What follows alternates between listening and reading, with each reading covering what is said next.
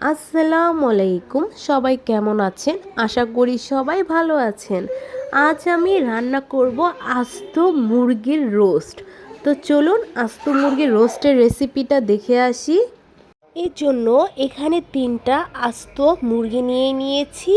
আর এগুলো হচ্ছে পাকিস্তানি মুরগি, একটু ছোট সাইজের মুরগি, যেহেতু আস্ত রোস্ট করব তার জন্য একটু ছোট সাইজের মুরগি নিয়েছি।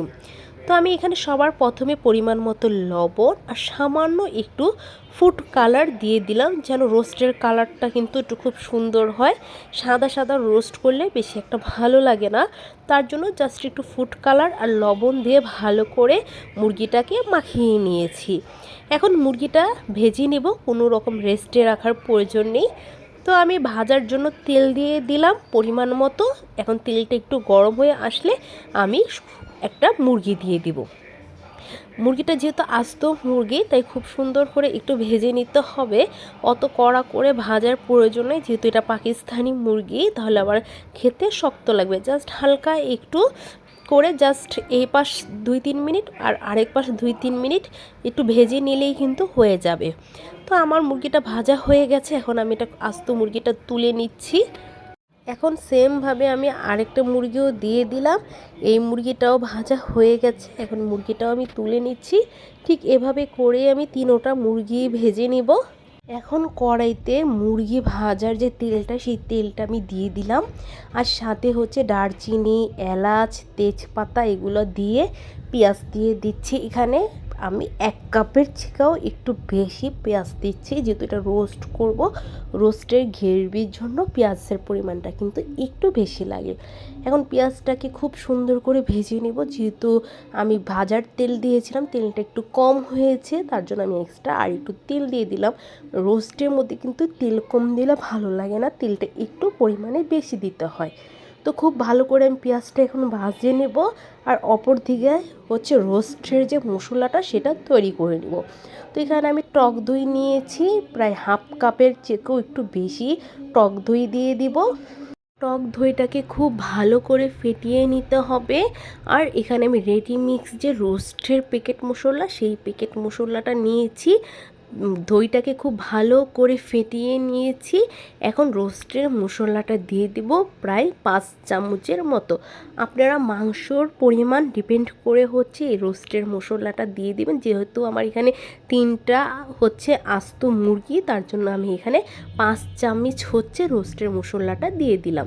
এখন টমেটোর সস দিয়ে দিচ্ছি, যেহেতু টমেটো সস অল্প ছিল, তার জন্য আমি একটু পানি মিক্সড করে হচ্ছে টমেটোর সসটা দিয়ে দিলাম। কারণ এখানে পানি আমার এক্সট্রা লাগবে, পানি দিয়ে হচ্ছে মশলাটা খুব ভালো করে মিক্সড করতে হবে, যেহেতু গুঁড়া মশলা দিব, গুঁড়া মশলাটা ভালো করে মিক্সড করার জন্য। আর এখানে মশলা হয়েছে, নিয়েছি ধনিয়া, জিরা, গরম মশলার গুঁড়ো, আর হচ্ছে লবণ আর মরিচের গুঁড়ো, সবগুলো 1 চামচ করে দিয়ে দিয়েছি। মরিচের গুঁড়োটা হচ্ছে আপনারা আপনাদের পছন্দের মতো বাড়িয়ে কমিয়ে দিতে পারেন। এখন এদিক দিয়ে কিন্তু আমার পেঁয়াজটা খুব সুন্দর ব্রেস্তা হয়ে গেছে। এখন যে মশলাটা আমি বানিয়ে রেখেছি, সেই মশলাটা সরাসরি হচ্ছে পেঁয়াজের উপরে দিয়ে দিলাম। এখন মশলাটাকে খুব ভালো করে পেঁয়াজের সাথে কষিয়ে নিতে হবে। রোস্টের টেস্ট কিন্তু মশলা কষানোর উপরেই চলে আসে। আর বাটিটা ধুয়ে অল্প একটু পানি দিয়ে দিলাম, না হলে রোস্টের মশলাটা ভালো করে কষানো যাবে না। এখন আদা ও রসুন বাটা দিয়ে দিব। এখানে 2 টেবিল চামচ আদা ও রসুন বাটা দিয়ে দিলাম ভরে ভরে। এখন খুব ভালো করে সময় নিয়ে মশলাটাকে কষাতে হবে। দেখেন মশলাটার উপরে কত সুন্দর তেল চলে আসছে।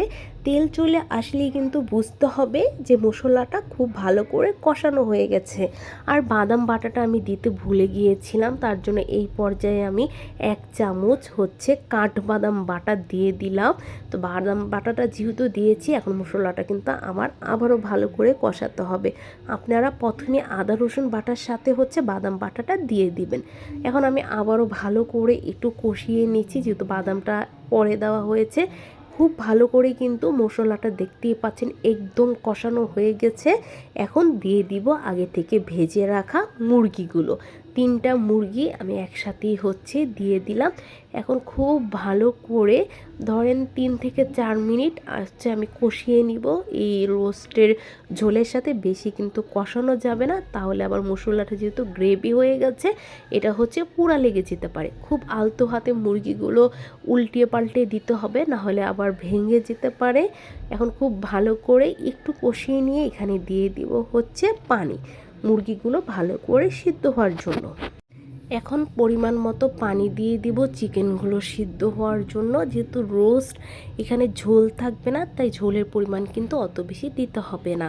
আর যেহেতু ছোট মুরগি, এই মুরগিটা কিন্তু সিদ্ধ হতেও কিন্তু বেশি একটা সময় লাগবে না, তার জন্য অল্প একটু পানি দিয়ে আমি মুরগিটাকে খুব ভালো করে নাড়াচাড়া দিয়ে এখন ঢাকনা লাগিয়ে মাংসটাকে খুব ভালো করে সিদ্ধ করে নিব। ঢাকনা লাগিয়ে সিদ্ধ করে নিচ্ছি। ঢাকনা খুলে একটু পর আবার মুরগিগুলোকে এপাশ ওপাশ একটু উল্টিয়ে দিতে হবে, যেহেতু এটা আস্ত মুরগি। এটা তো এক পাশ সিদ্ধ হলে এখন আবার অপর পাশও উল্টিয়ে দিতে হবে, যাতে পুরোটা মুরগি খুব সুন্দর করে সিদ্ধ হয়ে যায়। এখন দিয়ে দেবো এখানে আমি 1 কাপের মতো গরুর দুধ। এখন দুধটাকে দিব, আর সাথে যেহেতু টক দই দিয়েছি, টকটা ব্যালেন্স করার জন্য 1 চামচ চিনি দিয়ে দিলাম। আর রোস্টটা কিন্তু একটু মিষ্টি মিষ্টি খেতেই কিন্তু ভালো লাগে। তো এখন খুব ভালো করে দুধ আর চিনি দেওয়ার পর এখন আবারও বেশ কিছুক্ষণ ফুটিয়ে নিতে হবে ভালো করে। চিকেনটা কিন্তু পুরোপুরি সিদ্ধ হয়ে গেছে, জাস্ট ঝোলটা আর একটু গ্রেভি হলেই কিন্তু রান্নাটা পুরোপুরি কিন্তু শেষ হয়ে যাবে। কিন্তু রান্নাটা আমার পুরোপুরি রেডি। আমি এখন একটা সার্ভিং ডিশে মুরগিগুলোকে উঠিয়ে নিলাম। এখন পেঁয়াজ বেরেস্তার সাথে গুঁড়ো দুধ মিশিয়ে আমি চিকেনের উপরে দিয়ে দিচ্ছি। আপনারা চাইলে এটা চুলার ভিতরে দিয়ে দিতে পারেন, যেহেতু আমি সার্ভ করব তার জন্য আমি এক্সট্রা করেই দিয়ে দিলাম। আপনাদের কাছে আস্ত মুরগির রোস্টের রেসিপিটা কেমন লেগেছে? খেতে কিন্তু খুবই মজা হয়েছে। আপনারা চাইলে কিন্তু এভাবে আস্ত মুরগি রান্না করে খেয়ে দেখতে পারেন, অনেক ভালো লাগবে আশা করছি। আল্লাহ হাফেজ।